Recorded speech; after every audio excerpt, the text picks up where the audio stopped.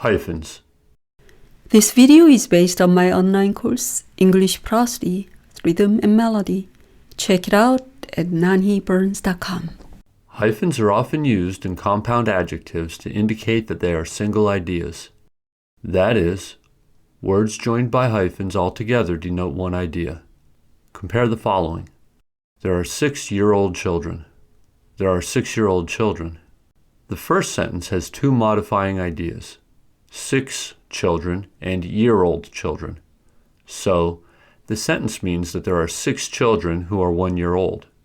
To indicate that children is modified by two ideas, both modifying words, 6 and year-old, are stressed and there is a short pause after 6. Also, for rhythm, stress is shifted to year from old. There are 6-year-old children. By contrast, the second sentence has one modifying idea, children who are 6 years old. To indicate that 6-year-old is a single idea, there is no pause and only 6 is stressed. There are 6-year-old children. This is another similar example. 4-hour-long exams. Without a hyphen, we cannot tell whether it means exams that took 4 hours each or 4 exams that took 1 hour each. With a hyphen and a pause, the meaning is clear as follows. 4-hour-long exams, exams that took 4 hours. 4-hour-long exams, 4 exams that took 1 hour each. Let's consider one more example. He is a small business owner. He is a small business owner. The first sentence has two ideas, a small man who owns a business. The second sentence has just one idea, a man who owns a small business.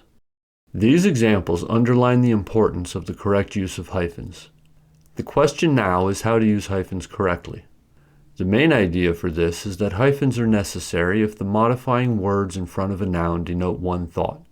A local newspaper has this title with no hyphens. Students get first-hand job experience. Without hyphens, readers have to wonder what kind of experience students got. The intended meaning is that the job experience that the students were getting was first-hand. So first-hand is a single thought. There should have been a hyphen in the following way. Students get first-hand job experience. In some cases, we can test whether a group of words denote one idea or not by using the conjunction and. If we can join the words with and, we do not need a hyphen. For example, she has a round, red face. She is a tall, nice person. We can say round and red face, tall and nice person. So we do not need hyphens in these sentences. But if we cannot join them with and, they are compounds and so need hyphens. For example, she has $1 million house. She is a world-famous singer. We cannot say she has $1 million and dollar house, nor that she is a world and famous singer. So we need a hyphen to join the words $1 million, world famous. When a compound adjective follows a noun, a hyphen is usually not necessary. For example, I live in an off-campus apartment. The apartment is off campus.